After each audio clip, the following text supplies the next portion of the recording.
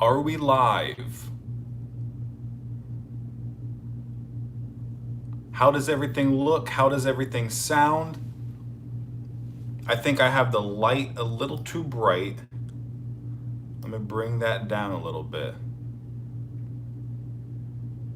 There we go. I think that's better. How are you guys doing? Welcome to this Saturday afternoon Apple Explained live stream where you ask me about Apple, you ask me about YouTube, about me, about why I'm wearing this fantastic outfit today.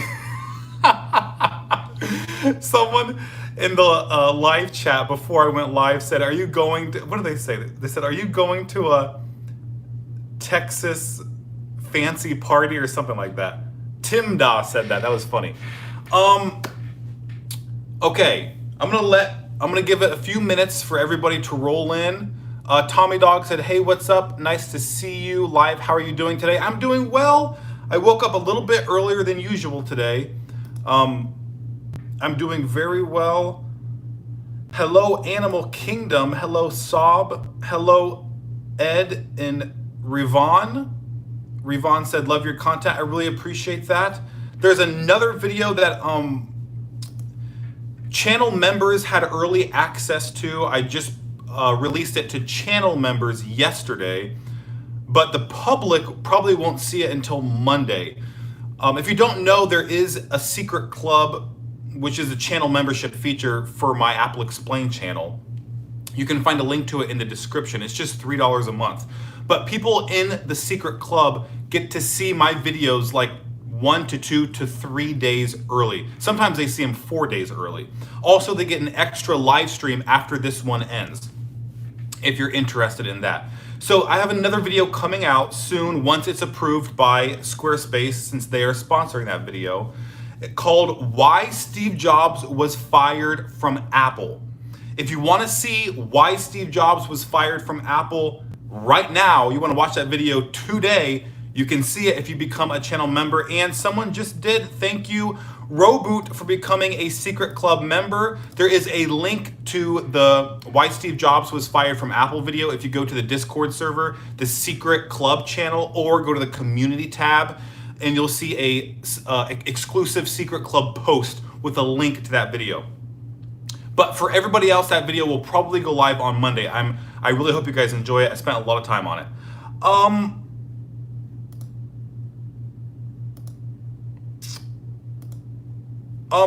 Noleon said, "Do you live in America?" Yes, I live in Ohio.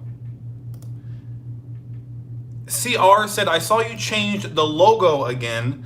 Yeah, no one really asked me about that, but I did change the Apple Explained logo, and it's because I started a new podcast. So I was creating a logo for my podcast channel, link to that in the description as well if you want to check that out. I just posted a new podcast yesterday talking about the Apple event coming up, talking about who might replace Tim Cook, talking about a possible international Apple Card expansion, which is something you guys have asked me about a lot. I get the question all the time, when is Apple Card coming to my country? And I talk about that in the podcast.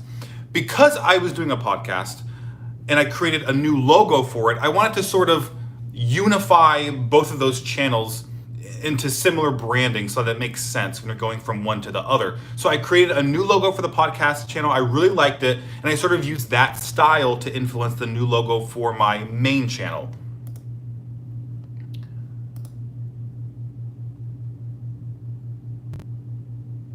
Alexander said, "What is your favorite Mac model pre-iMac? Like before the original iMac in 1999 or 1998?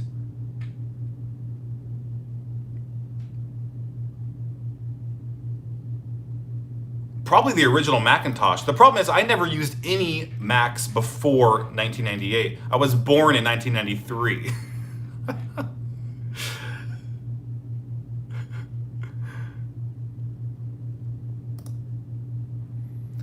Enzo Vex said, "What's the best part of having a channel?" I will tell you exactly what the best part is.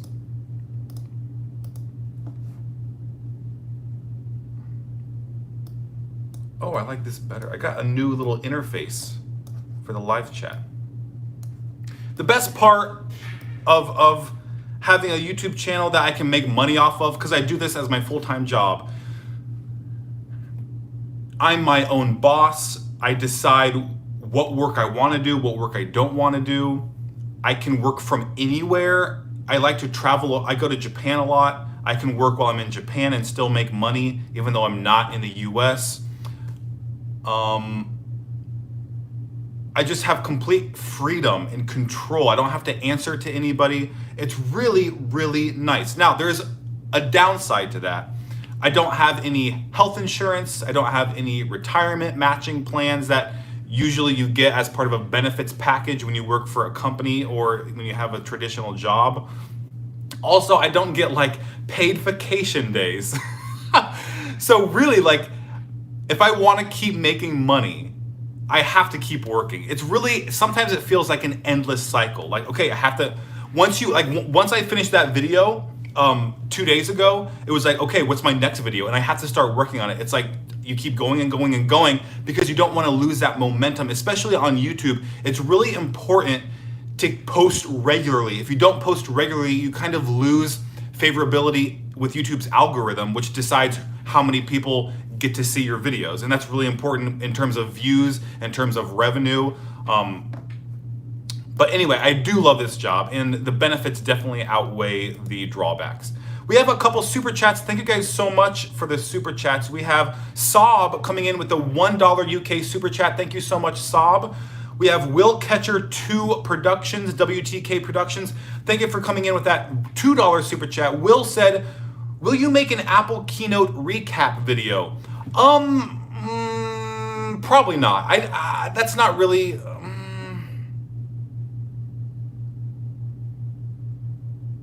I don't know, honestly. I don't know. We'll have to wait and see what they announce in the keynote, what kind of ideas I have in terms of like a recap style video. Because if I do a recap video, I want it to be unique. I don't want it to just be me talking through everything and outlining everything just like what everybody else does. I want it to be a unique approach. So we'll see if I get any inspiration from that event. Alex Diaz, thank you for that $5. Oh, I'll tell you what I really like and what I've been looking into recently is if you look up Apple's Don't Blink video, they actually made their own recap video in about 2 minutes, I think. And it was a really, really cool style. It was a cool song in the background. It was a really quick, fast-paced video explaining everything that was announced. Really well done. I would like to do a video like that. Alex Diaz said, hey, good to see you again. Good to see you too, Alex. Thank you for joining tonight. Thanks again for that $100 super chat last week. That was incredible. You had my family talking about that one. Alex said, what are your top 2 things that you want to see at the Tuesday event? I want to see AirPod Studio and I want to see AirPod Studio. I want AirPod Studio right now. Like, honestly, I can go without a new iPhone. I can go without a new Apple Watch. But right now, I am using these. I am using these Bose QC35-2 headphones. And I've had these for years. While I love them, while they work well, I shouldn't say they work well. They sound good and the noise canceling is good. And that's the main point of headphones, right? The problem is they really don't work well. The technology that it uses for Bluetooth to connect to different devices, it's not reliable, it's not consistent. There's like a voice. When you turn these on, it announces how much battery is left. You can't check to see how much battery is left anywhere. Only when you turn it off and turn it back on, it says, battery, 70%. And the voice is like really bad. Like, I don't know if you heard the original Macintosh voice. Hold on. Let me look this up. This will be fun. Original Mac talking. There was a presentation Steve Jobs did where he introduced the original Macintosh. And it spoke, like it had its own little computerized voice. And I'm gonna play it for you right now.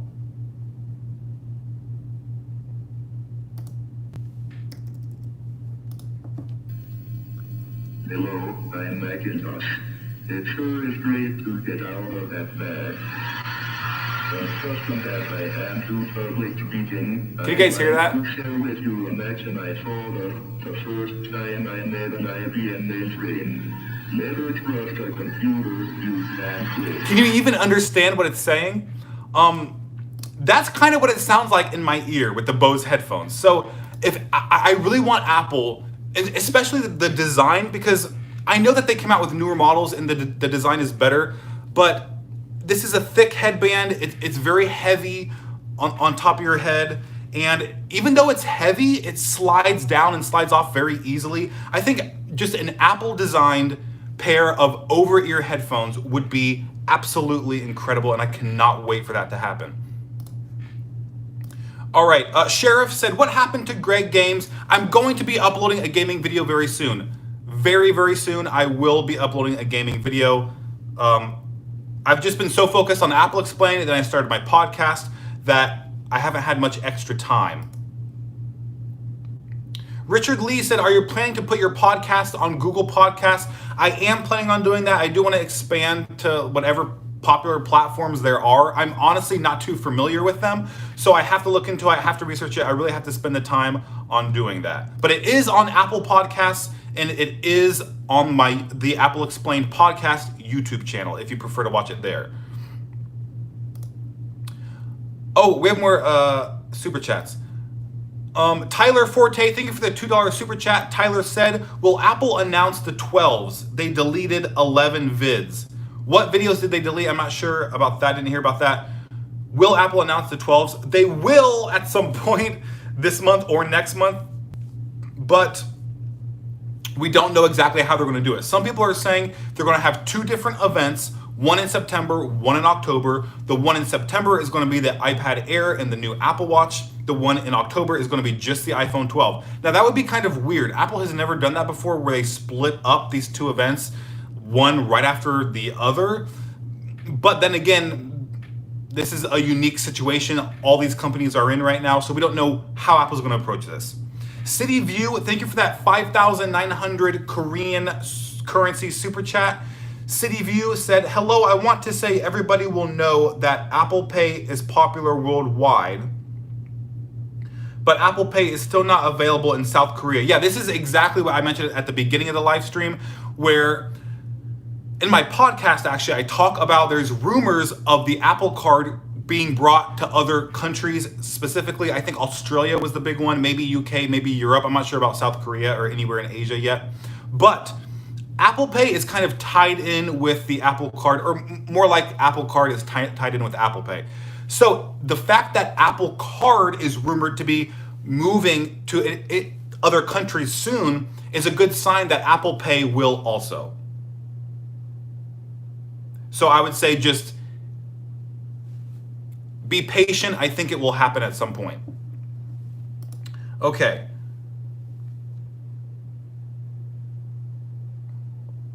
Prince Sidon said, what's your favorite food?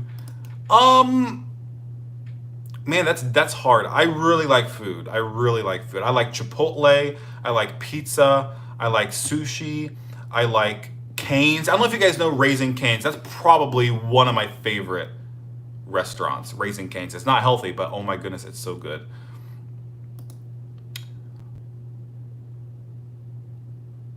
Revanth said, where can I get the best deals for iPhones? Okay, this is my advice when it comes to buying Apple products for the best value possible. Now that includes buying them used. Buying used is the best way to save money on an Apple product.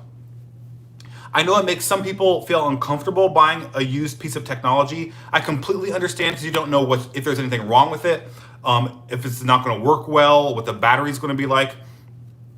So it does kind of depend on the situation. But there are websites you can go to that have like a guarantee, where if something's wrong with it, if it doesn't work as advertised, if it's more damaged than you thought it would be, you can send it back within 14 or 30 days, and you get a full refund and everything is okay. I recommend checking on eBay. I really recommend swappa.com. That's the website I always go to, swappa.com. They sell used electronics and Apple is included in that. You can find some pretty good deals on iPhones there.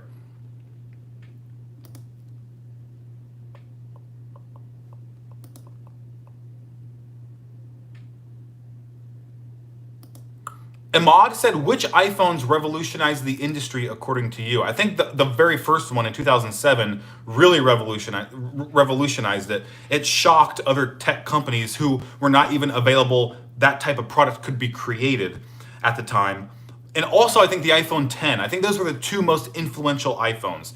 The iPhone 10 was interesting because I think it was the most controversial iPhone release ever, even more controversial than the original. And because the iPhone 10 was so controversial, people expected it wasn't going to sell well, or it wasn't going to be an influential product because people were saying, oh, the notch is not the way to go. Apple did this wrong, Apple did that wrong, there's no home button, they just messed up the iPhone. People really believed that the iPhone 10 was like Apple sabotaged the iPhone.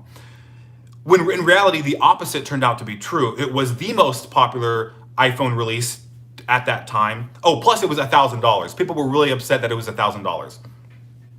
But what happened? Every other smartphone company copied Apple. Everyone took the headphone jack away. I know that was the iPhone 7. Lots of companies are using a notch or a hole punch camera, which is just a variation of a notch. And what do? There's no more home buttons. Androids are implementing swipe interfaces. So it was an extremely, extremely influential release. Ibrahim said, do you know Tailosive Tech? No, I do not know him.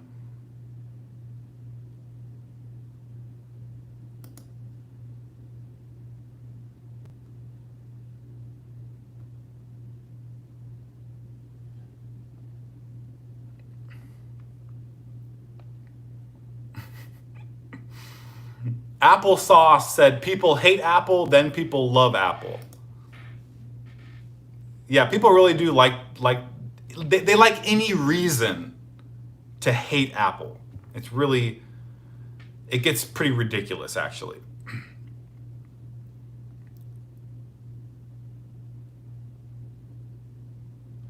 Jim said, what is your opinion on the small change to the App Store terms of service, which allows a small opening for xCloud and Stadia on iOS? I did not know about that. So are you saying that Apple is now allowing those on the App Store? Or they changed the terms of service and it could lead to them being approved on the App Store? Oh, CR said the same thing. Can we expect a video on the new App Store policy for cloud gaming providers? I'm not going to make a video about that, but I have to look into it because I haven't read any articles about that yet.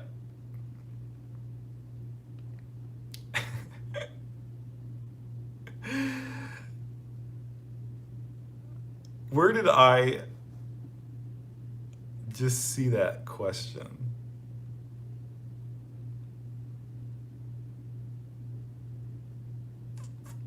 Oh, I missed that question. Where was it? Someone said, why? Oh, M7 Inc. Why do you think Apple is not innovating but still growing? Why do you think they're not innovating, M7? I think they're probably more innovative than ever today. They're more focused on the right products, on the right services more than ever. And that's why they're growing so quickly. There's also another good question.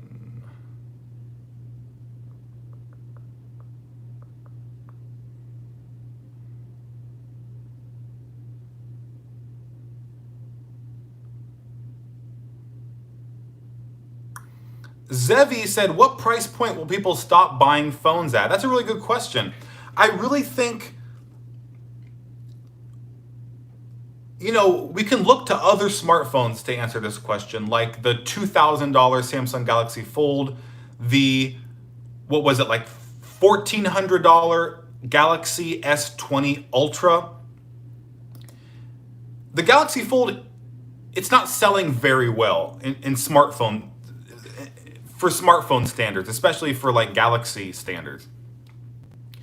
The question is how much value, it's not really about price point. I think it's more about how much value are you offering customers in the product, and are you offering so much value that customers can justify the higher price. And the iPhone 10 is a perfect example of this. The iPhone 10 was such a leap in the iPhone's advancement, with the edge-to-edge display, with Face ID, with swipe navigation, with the design in general, that I think it was very easy for people to justify spending $1,000 on it. Now, the Galaxy Fold is $2,000. It's not selling very well, and I think there is a limit, not to how much you can price it at, but there's a limit to what people will pay for what they think they're getting. Because I don't think the Galaxy Fold justifies its price at all from a functional perspective of an everyday user experience with the phone. I mean, I don't know if you saw the Samsung, the Unpacked event, where they announced the new Galaxy's, the Galaxy Note smartphone, and they announced some other stuff. The Google, or not the Google, the Buds, They said in that presentation, customers told them, and I cannot believe they admitted this. Customers told them who had the Samsung Galaxy Fold, the original, because they announced a second generation at that event. The original Samsung Galaxy Fold owners only used the inside display, which is the big display that folds out. They only used it half the time. And keep in mind, the front display, when it's folded, there's a display on the front. That display was only 4.5 inches. That's tiny compared to what we're used to today. So you have people half the time, and Samsung said half the time. I think it was more than that, but I would say most of the time, at least 51% of the time, customers paid for a $2,000 smartphone that was twice as thick, twice as heavy, and had a smaller display than other smartphones on the market for half the price. Do you see how that's a really terrible value proposition? And in order for them to be able to say, I got my money's worth, you have to open the thing up and use the folded display, which is bigger on the inside, that has a seam in the middle, that's made out of plastic, that has a notch, which Samsung criticized Apple for, and that has a Android tablet interface that I don't think anyone really wants. So I think the question is, what value are you offering customers versus how expensive can you price it?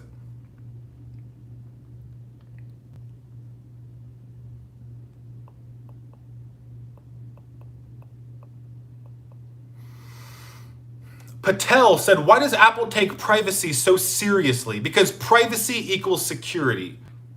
I mean, if your phone is not private, then it's not secure.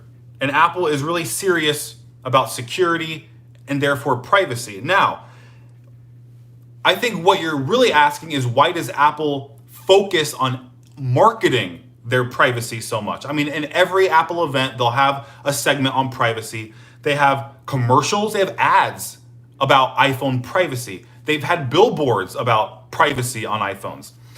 And Google doesn't really do that. Samsung doesn't really do that. They don't focus so much on privacy. And I think it's because Google, when you buy a Google Pixel, and I think when you buy an Android phone in general, it has ads on it.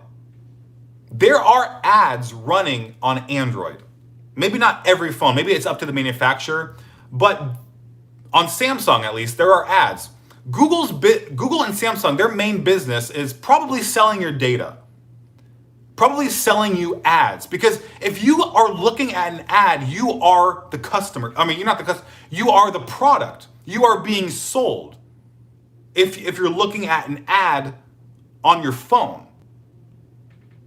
And Google's main source of revenue is not hardware sales, it's data sales. They make money off of selling your data. But Apple has never been in the business of selling your data. And so they are emphasizing that. They're emphasizing the fact that we're not serving you ads when you check the weather. They're emphasizing that we're not taking all your data and storing it in our cloud. We have a secure enclave. We have these approaches that other people don't that secure what you're doing on your phone, and we don't see any of it, especially when it comes to Siri. And the reason why they push that so hard from a marketing perspective is because it's a competitive advantage they have over other manufacturers.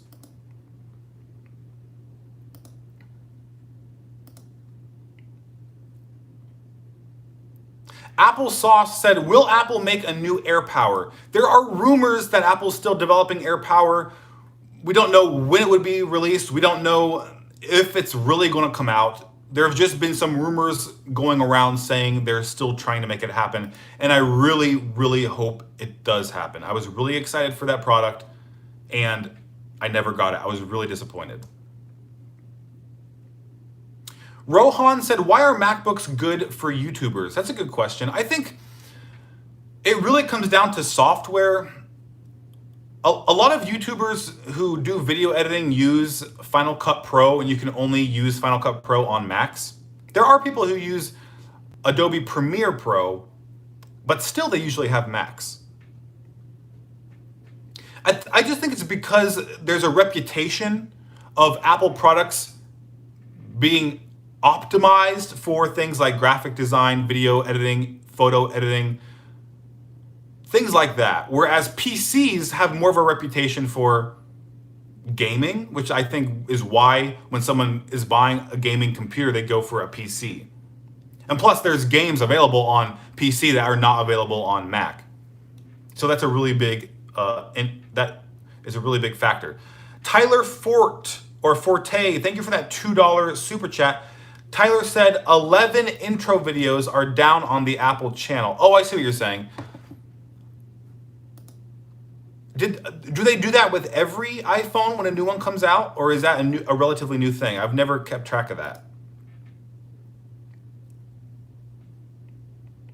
Google E said, does the iPhone 12 have 4 cameras?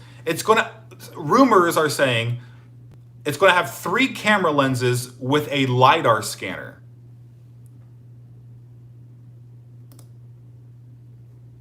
Abi Foz said, hey Greg, just want to say you're a really good speaker and I hope you continue to inform us for a long time. I really appreciate that, Abi. I really hope I can do this for as long as possible.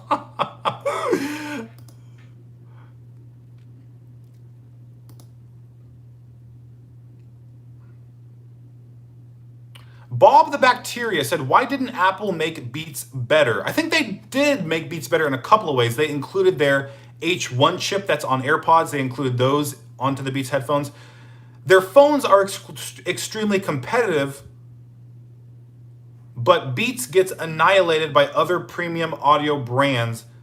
Well, I think it's important to consider that Apple didn't buy Beats to try and sell more headphones. They weren't buying Beats for the products.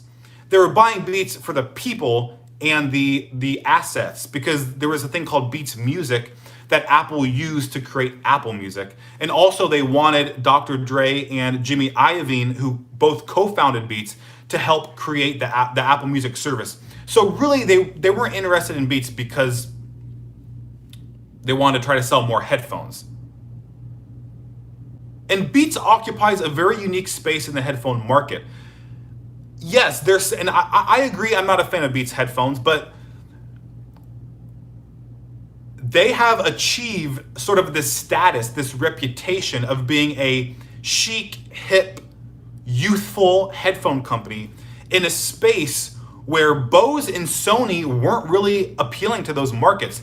Bose and Sony, as you said, are premium headphone manufacturers, and they were appealing to like a professional, elite class of people who use their headphones on airplanes, who are going to business meetings. They were appealing to that group, that demographic. Which is why I think young people, if they're going to buy an expensive pair of headphones, they either buy AirPods or they buy Beats. That's just the demographic.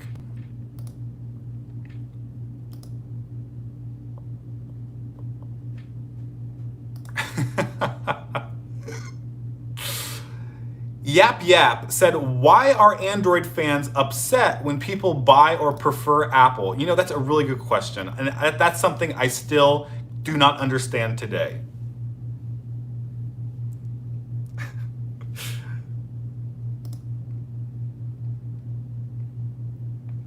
Dev Modi said, which is the best budget-friendly Mac for students? Definitely the MacBook Air. It starts at $1,000. If you're a student, like at a college or university, you can get an education discount of $100 off. So then it's $900. And if you buy a MacBook Air right now, I feel like I'm a salesperson at Apple. If you buy a MacBook Air today, you get a free pair of AirPods. So that's definitely the best budget-friendly Mac today.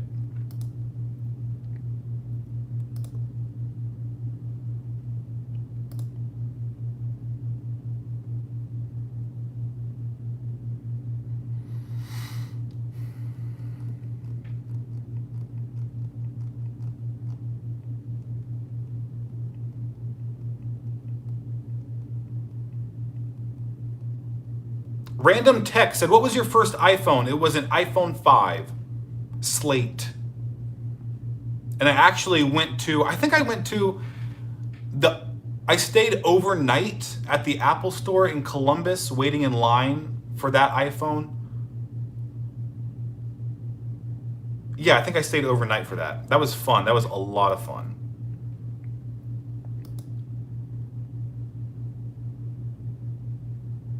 Liam said, do you use smart home devices with Apple HomeKit? Yes. I have some Hue light bulbs in this room, actually. These light bulbs right here are Hue, and in my living room. But that's pretty much it. I have a Nest thermostat, but that does not work with HomeKit. CityView, thank you for that 5,900 Korean currency super chat. CityView said, I remember that at Samsung's August event, they said they listen to their customers and do what the customers say. Yeah, they said a lot of weird stuff. I mean, that event, if you guys are really into Apple or if you want something to watch, I highly recommend watching at least half. I mean, maybe even just a quarter. You don't even need to watch that much of it. Watch Samsung's most recent Galaxy Unpacked event. Look at how they did it compared to how Apple did it with WWDC. And I think it just speaks for itself. I really think that speaks for itself. I mean, they were saying really weird things.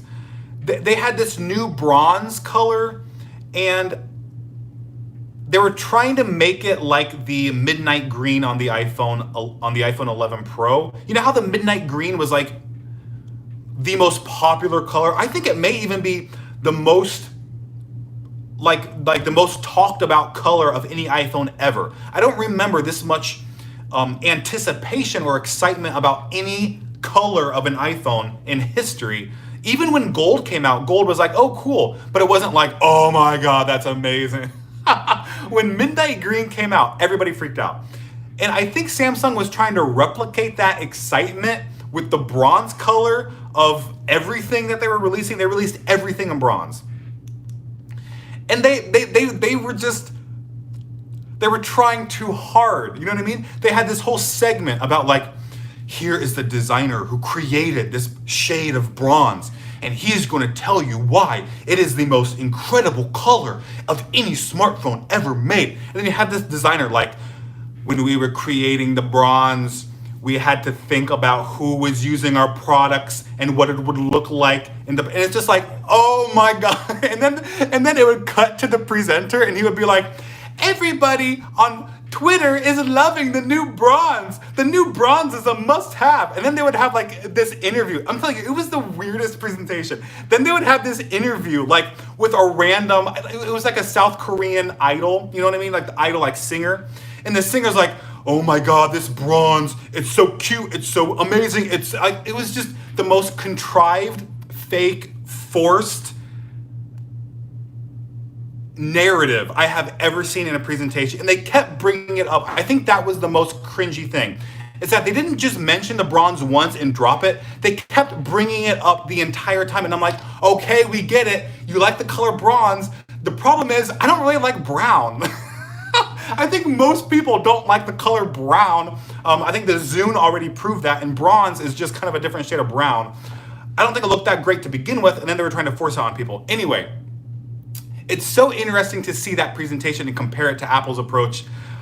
Oh my goodness, I just love, I love how Apple does presentations so much more. I just feel like they treat us with respect. Like we are reasonable adults, not like consumers that are to be brainwashed. You know what I mean? Like I really felt like they were trying to brainwash me with that bronze color.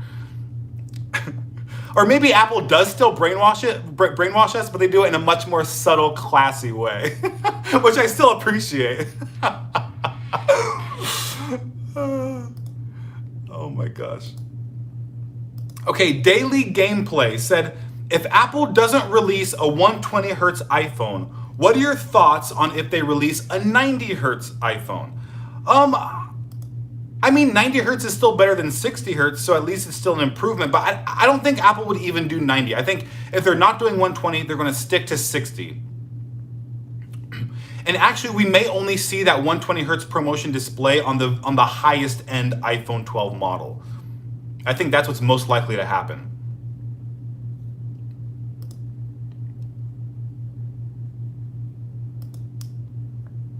Christopher said, when is the official release date of iOS 14? There are different dates on the internet.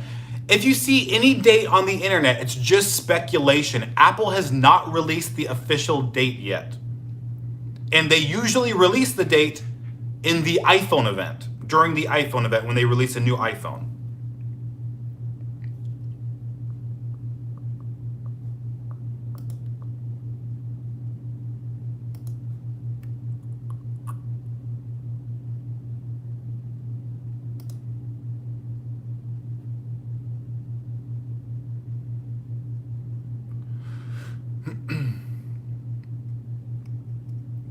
Ravi said, why did Apple stop making routers? Yeah, I don't know if you guys know this, but Apple used to make something called airport internet routers, and they made them for quite a while, probably, at least 10 years, maybe 15 years. And they discontinued them a couple years ago. I think it's just because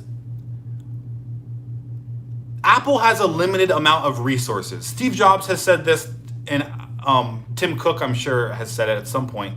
There are so many people working for Apple.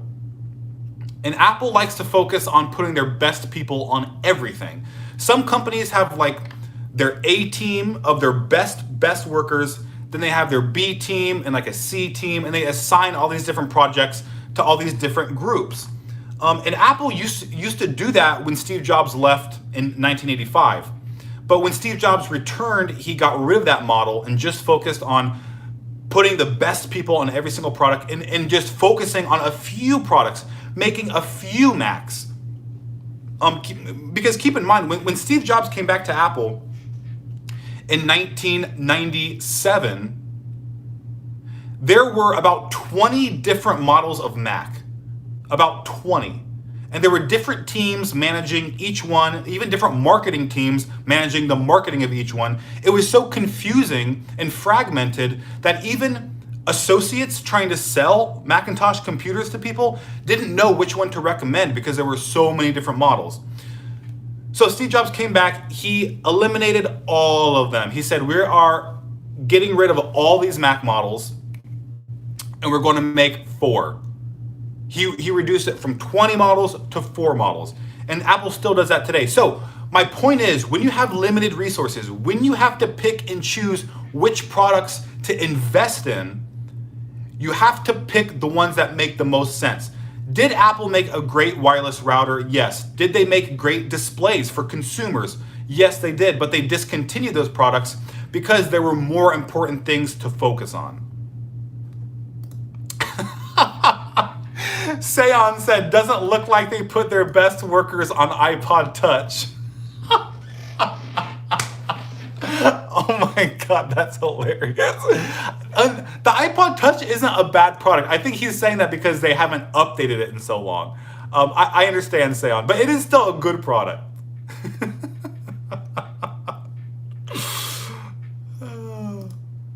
Jax said, is a MacBook Air good for editing in YouTube? Yes, just make sure when you order it, Jax, that you upgrade the processor from dual core to quad core. It's going to cost you $100 more, but it's going to be well worth it. And it will not only make video editing twice as fast, but it will increase the longevity of that MacBook Air.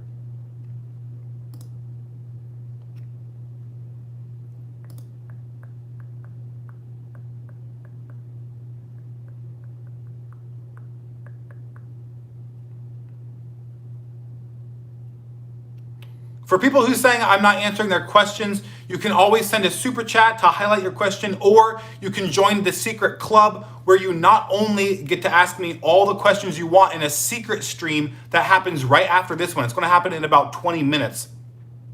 But you also get to see my videos early.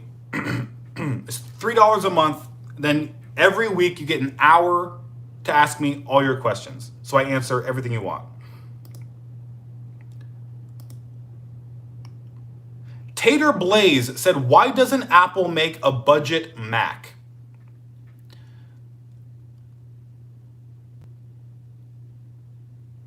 I think what Apple is doing, because if you think about it, Apple has a budget iPhone, they have a budget iPad, they'll probably be making a budget Apple Watch, but they don't have a budget Mac. And it's something to it's something to think about.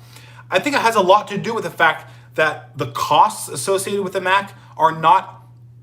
Oh, someone said Mac Mini. Yeah, Mac Mini. Yeah, that could be considered a budget Mac. But in terms of like notebooks, we're not really seeing a budget Mac notebook. And I think part of it is because they're still using Intel chips. Once they convert to ARM processors, once they have their own custom chips, they can reduce costs dramatically. They can increase performance. They can do a whole bunch of things that they haven't been able to do with the Mac, but that they have with other products like the iPhone and iPad that have always had their custom chips. So I think when the new MacBook comes out at the end of this year, rumors are saying the first ARM Mac will be a 12-inch MacBook, and it'll have, I guess, the A14X chip, which will also be used for the new iPad Pro. We'll probably see it be released at a probably the lowest price Macs have ever been, or a MacBook has ever been, at $800, which is it's a pretty good price for a MacBook. $800. There's never been a MacBook that cheap before. Noodles said, why does Apple release Macs randomly throughout the year? That's a good question, Noodles, and it's because of what I just mentioned about Intel processors. When Apple is creating a product, really when any computer manufacturer is creating a computer and they're including a processor from a different company like Intel, they have to wait on Intel to release their new chips in order to put it in their new notebook. And because Apple puts their own chips in the iPad and iPhone and Apple Watch and Apple TV, they can update those products on a regular basis because they control the production schedule of the chip. But they don't control the production schedule of Intel's chips. So they have to wait on them to make it happen. And sometimes Apple will create a notebook in advance because Intel will tell Apple, okay, here are the specifications of this chip that we're developing. This is how much power consumption we expect it to have. This is the performance level we expect it to have. This is the heat that we expect it to generate at these levels. And then Apple will prepare a notebook to run on that processor.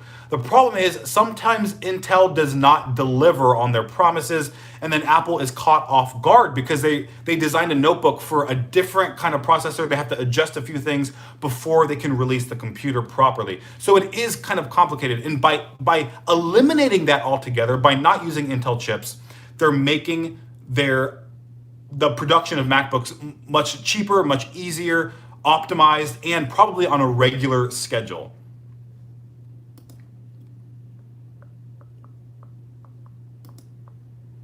Ninja said, "Have a haircut. Did you get a haircut recently?" I did. It was a couple weeks ago, I think.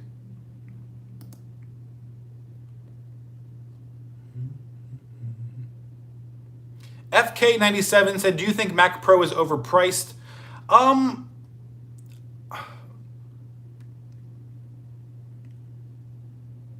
I don't know. If you get a PC and spec it out to the same thing as a Mac, I'm not sure it would be cheaper.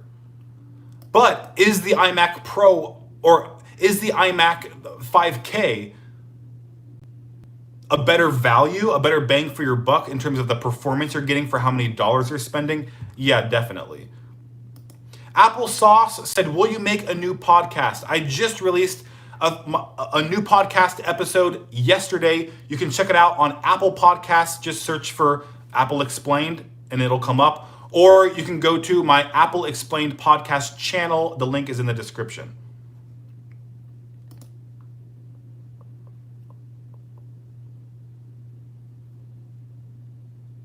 Roblox said, "Why is Apple so expensive?" I mean, Apple is in the hardware business, so when they release a product, they have to make sure it's profitable. Other companies like Amazon, sometimes Google, I think, they actually take a loss on their hardware because they're expecting people to sign up for things like Amazon Prime or buy certain software services that will make them the profit on the back end. But Apple doesn't really work that way. Apple really needs to make a profit on their hardware. So sometimes it seems like their hardware is more expensive, but sometimes it's just the fact that other companies are taking either less of a profit margin or taking a little bit of a loss. But it's also worth considering that Apple products have been coming down in price a little bit over the past couple years. The iPhone XR was $750. The iPhone 11 was $750 off. The MacBook Air used to start at $1,100. Now it's starting at $1,000. And Apple has the best performing budget smartphone on the market with the iPhone SE at $400. So they are doing their best in making some good, affordable products.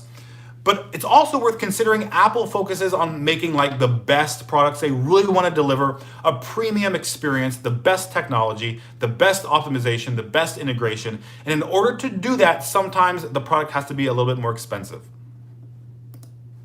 Golden Age Majestic, thank you for that $4 super chat. Golden Age said, "What do you think of the Galaxy Fold 2 5G? It's a step in the right direction for the Galaxy Fold. The problem is I still don't agree with the philosophy of the Galaxy Fold. So I think if you were going to buy a Galaxy Fold anyway, the Fold 2 is a great improvement. But I wouldn't even buy one to begin with because it doesn't make any sense to me." And I actually talked about that in my podcast yesterday. Mihir said, "When is Apple going to expand in India?" They're actually doing that as we speak, Mihir. They have established a factory creating some iPhone models in India.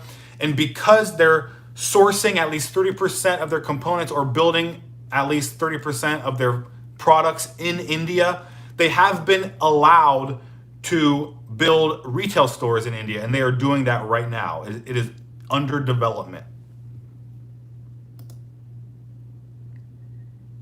Seon said, "Did you just abandon the other Apple Explained podcast?" I didn't abandon it. I just reimagined it.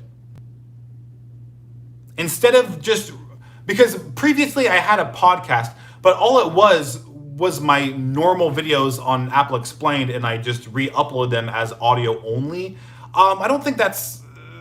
I didn't like that approach. I just didn't like that approach. I think it's more valuable for you guys if you're not just hearing the same thing twice. You probably want my thoughts on other topics, just like in the live streams, you want my thoughts on different topics.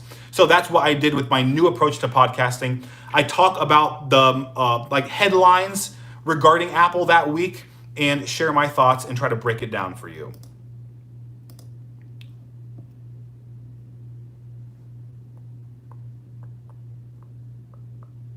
Sam said, I'm salivating over the new MacBook Air. I'm glad someone understands how I feel. Should I buy it now or should I wait for the MacBook Air ARM?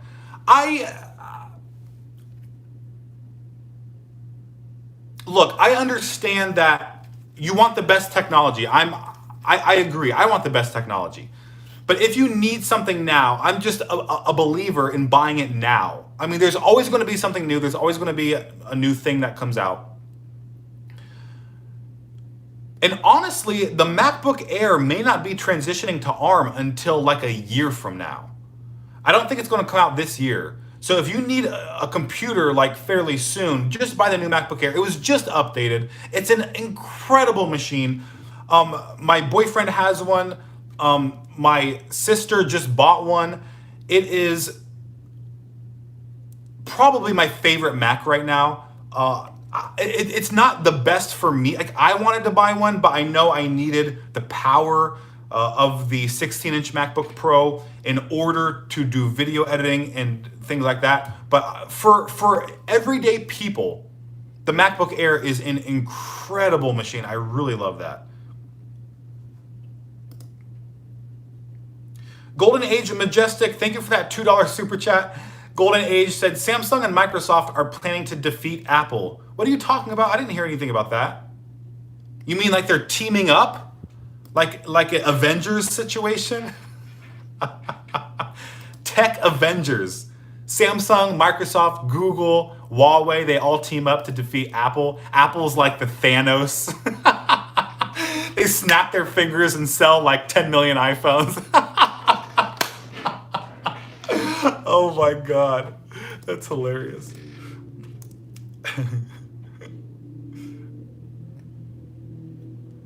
Thunder Has Tech said, what inspired you to do videos like this?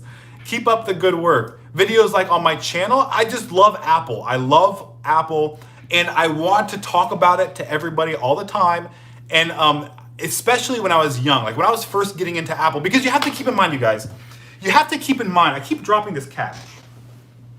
You have to keep in mind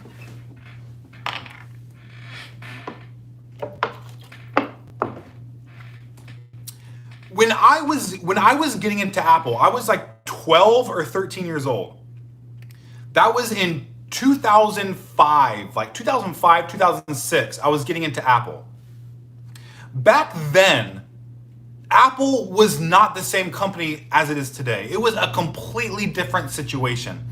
Today, Apple is on top of not only the tech industry, they're on top of the world. They are literally one of the most valuable companies in the world. If you were to tell me Apple would be the most valuable company in the world when I was 13 or 14 or 15 years old, I would have said that's impossible. They were just about to go bankrupt. They just last year, 2004, they finally paid off all their debt. They just got out of debt. And they were struggling to overtake Dell in terms of market share, in terms of market valuation. And they did do that, but it took time and it was a struggle. And and Steve Jobs sent out an email to everybody at Apple. I'll never forget that. He sent out an email saying, today we just overtook Dell. I understand this is not the purpose of Apple. We want to make the best products, but it's an important accomplishment that I wanted to recognize. That's what he said back then. Apple was a struggling company, and most people did not believe in them. Most people, because you have to imagine, in 1998, Apple was supposed to go bankrupt. And throughout the 90s, people were betting against Apple. And it took a lot, it takes time to turn around that reputation for any big company.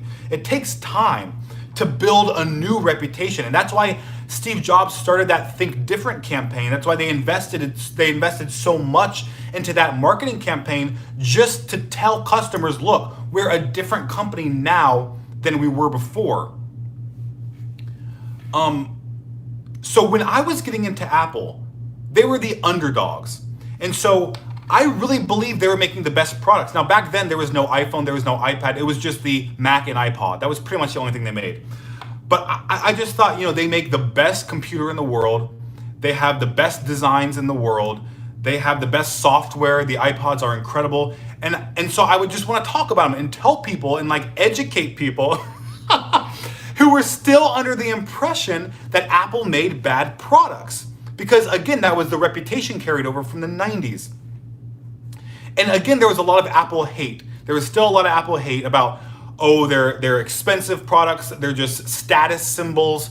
I can get an MP3 player for half the price of an iPod. And that was frustrating for me to hear. So when you're in that position as a human being, you want to share your thoughts. You feel like you're right and everyone else is wrong. So you get frustrated. So I would just make videos, and I wanted to watch certain types of videos on YouTube that I didn't see, and I realized because I used to recreate Steve Jobs presentations, I would literally sit at my computer in the morning. I would get up at like 7:30 in the morning before everybody else in my family on the weekend, and then I would get on the computer. Luckily, my dad he's a graphic designer and he's an illustrator. So because he has that background, he had a Mac. Thank the Lord, because I would get on the Mac. And I bought Keynote. I don't know if you guys know this, but today, like, Apple software is all free, except for the professional stuff like Final Cut and stuff like that. But back in the day, you had to pay for everything. You had to pay for Keynote. You had to pay for Pages. You had to pay for, what else? I think that's pretty much it. Pages, Keynote, Numbers. So I downloaded Keynote.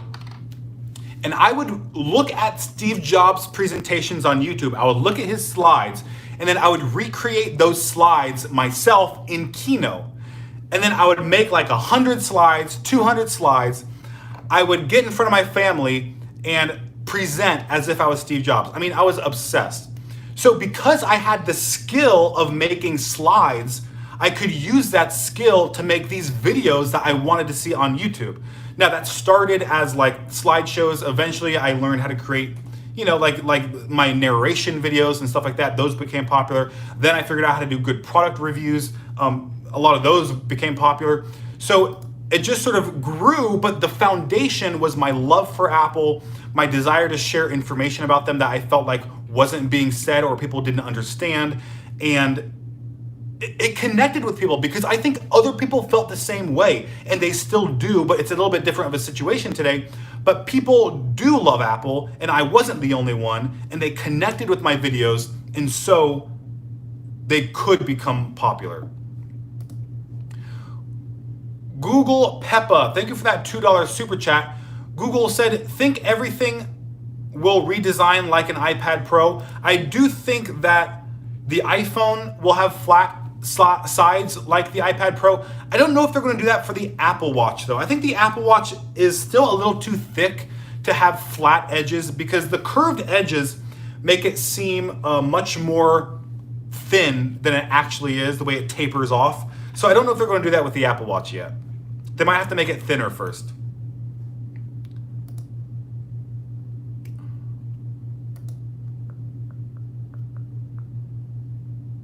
James said, what are your PC specs? My 16-inch MacBook Pro has a 2.4 gigahertz 8-core Intel i9. It has 32 gigabytes of RAM. It has the upgraded Radeon Pro graphics with 8 gigabytes of video RAM. And I have 1,000 terabytes of storage.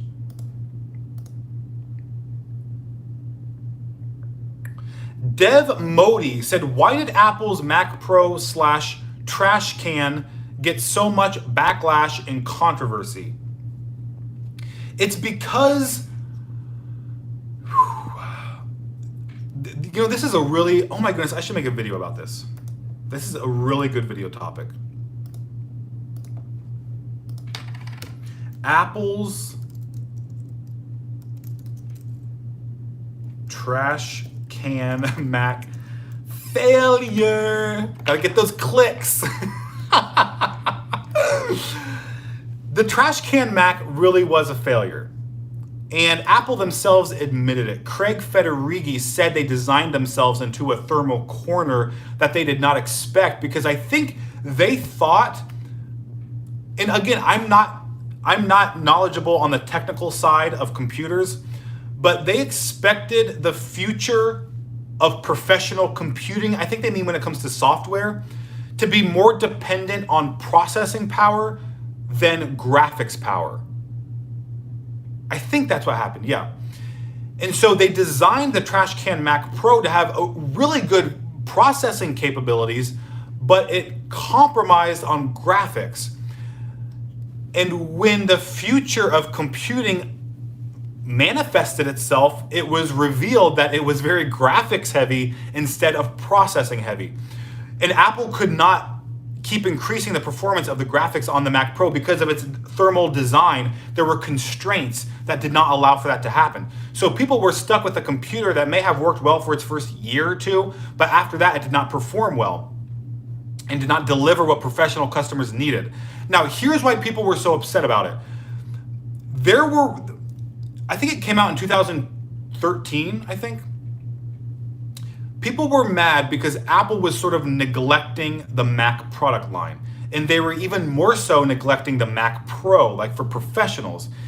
And so professionals were very frustrated, saying Apple is not paying attention to what we need. They're not giving us the products we need, and they're just focusing on iOS. So when Apple did finally create this revolutionary professional desktop computer, it wasn't what they wanted. And so they were just sort of validated in their frustration that Apple's not paying attention. They're not listening to professional customers. So that really fanned the flames. And there was this whole era of like, Apple is not a computer company anymore. Apple is way too focused on mobile devices. They're trying to mobilify all their products, including their professional products. Because keep in mind that Trash Can Mac Pro was 4 times smaller than the traditional tower. And that's not even what professionals were asking for. They didn't want a smaller tower. They wanted more power for the tower. So then they backtracked, and then they released the new Mac Pro, the cheese grater Mac Pro as it's called, which finally gave professionals everything they wanted. All right, we have one last Secret Club member, Clopsis. Thank you for joining the Secret Club. I look forward to seeing you in the secret stream, which is going to happen right now in like 3 minutes. I'm going to end this live stream. We're going to move over to the secret stream for Secret Club members only. If you want to see that, and if you want to see my videos like a couple days before the public, be sure to join my Secret Club, link in the description, and then there will be a link posted to the Secret Club channel on Discord and to the community tab on my channel. It's just a post that people part of the Secret Club can see. There will be a link to that secret live stream happening in just a few minutes. All right, guys, thank you so much for watching. We had 260 people watching. That is incredible. Thank you for all the super chats. Check out my podcast if you want to hear me drone on more about Apple topics. Link to that is in the description. Thank you guys so much for watching. I will see you next Saturday to talk about Apple some more. Hopefully talk about the Apple event and what new products we'll see. All right, guys, have a good weekend, and I'll see you next week.